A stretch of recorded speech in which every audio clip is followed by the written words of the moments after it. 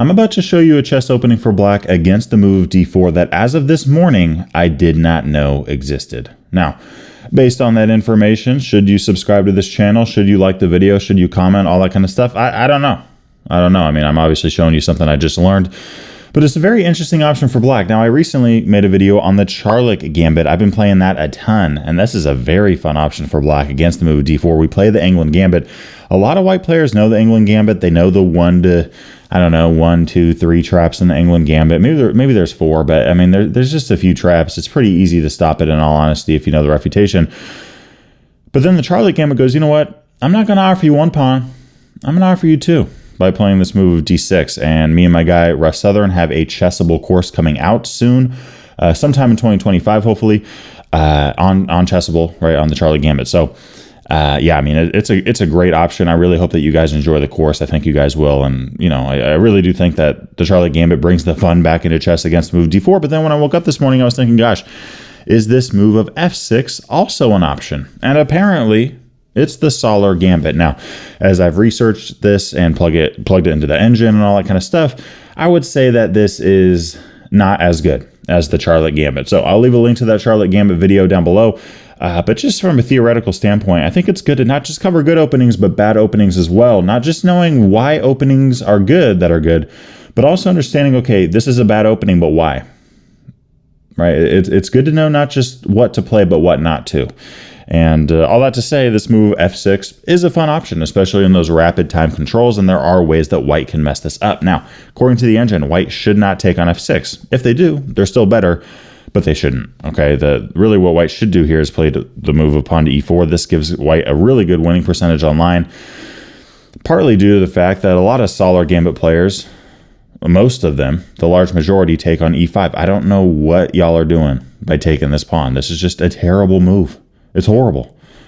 Queen h5 would check. I mean, if you play g6, bada bang, bada boom, you lose your rook. If you move the king up, your king is going to get chased, and this feels like a Damiano defense, but worse, honestly. And, you know, bishop c4 would check. d5 has to be played. If you play king g6, you're about to get checkmated. If d5, we take, and we see the bishop capture off. And guess what? If you don't want to get mated in the next 5 moves, you have to take the bishop off the board. And you're down 8 points in material. Okay, it's just not working out. It's not going well. Okay, so yeah, and I mean, in this case, we have a bishop for a queen and 2 pawns. All right, that's enough of that. So if you do see the move e4, guys, please don't take. Y'all got to stop doing this. Okay, stop doing that. Play knight c6 here. Right, play knight c6.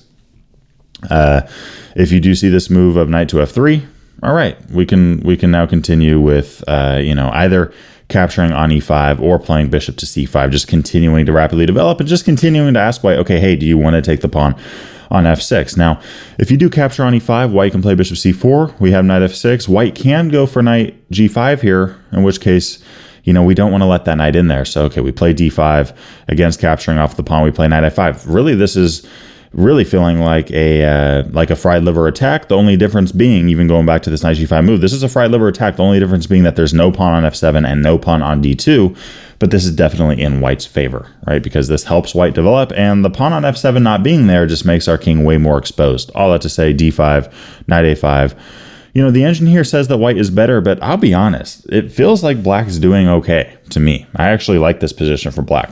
So, you know, let me know what you think of this position down below. But I personally actually think that black could have a chance there. So bishop c5 here, just developing. And yeah, I mean, in this case, you know, we've actually transposed into the hammer gambit, believe it or not.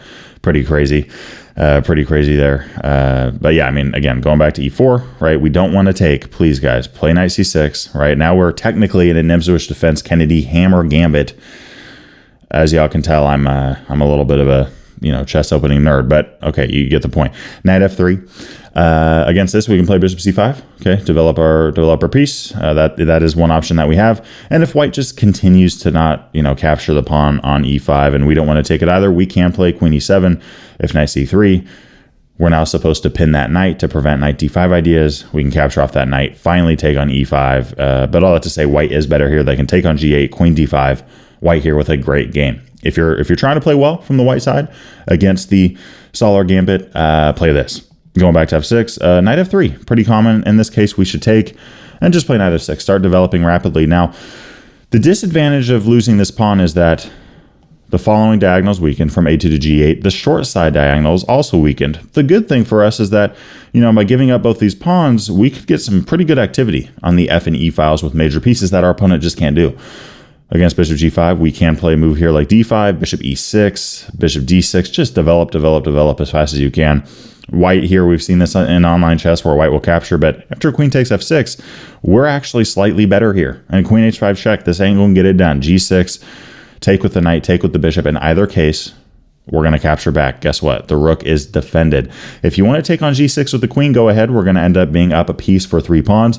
And if you capture back with the bishop, we move the king up to d7 as one of the options that we have. And okay, your queen's attacked, your bishop's attacked. You can save one of them, but you can't save both, and I'd probably recommend you saving your queen.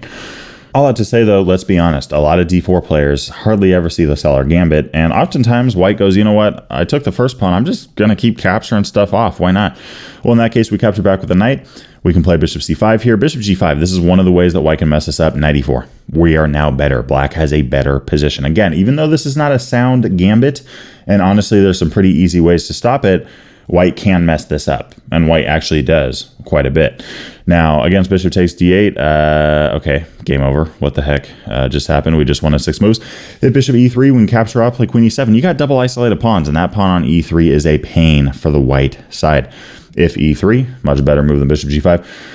We can play knight c6. I mean, look, if you want to play bishop b5, we'll castle. We'll keep developing. Again, we're seeing that f8 rook activity really come into play. Bishop c4. Let's kick that bishop out, right? This is a common move, bishop b3. I'm showing you some common moves from the white side, and this can get white into trouble. Knight e5, I really like this idea for black. Pinning that knight, putting more pressure on it. Rook f8 immediately. We could castle there, but honestly, what I kind of like doing is looking for queen e7 and castling queenside. If h3, bishop h5, again, we're still looking towards this rapid development. White has a very awkward position here. The knight's pinned. The knight on d2 is babysitting. The bishop on b3. What the heck are you doing there? The queen here, if you want to get out, you got to play what? c3, queen c2. I mean, that's just not very fun. And g4 here, if you try to resolve the pin in that way, what are you doing? You're opening up your side of the board. Knight takes g4. Our rook is activated. Our knight on g4 is fantastic. Our bishop is aimed directly towards the queen. Our bishop towards the king. And this queen on d8 is going to get involved as well. So according to the engine, black is crushing this position. So all that to say, if I had to compare the Charlick Gambit or the Soller Gambit, the Charlick Gambit runs away with flying colors, but the Soller Gambit, hey, I mean, it never hurts to know a little bit more opening theory, never hurts to know why something is bad, but also how even though something can be bad, the opponent can mess it up, right? There's a lot of gambits out there, guys. Not every gambit's sound. Not every gambit is the delayed wing gambit. Not every gambit is the Banco Gambit. A lot of gambits are just not sound, and you're going for trappy chess, you're going for quick development, and kind of that artsy, romantic era period of chess, right? Where you're just, you're kind of throwing all the engines out the window, and you're simply just trying to have some fun playing some attacking chess and hoping your opponent makes a mistake with all your added pressure at some point along the way. And I will say too, the game of chess, it really doesn't matter that much what the engine thinks much of the time, right? What really matters is you playing something that you like, that you're excited about. Look, if you like the Soller Gambit, if you enjoy it, do it. Play it, right? I'm not going to sit here and recommend to one of my private students that they ever try this in an over-the-board tournament game. But look, if you're playing an online chess and you like it, go ahead. And even if you are in the over-the-board tournament and you really like this and you've been playing it and you have a lot of experience and you know all the lines and you know all the theory and you know how to really get everything you can out of this, then give it a shot.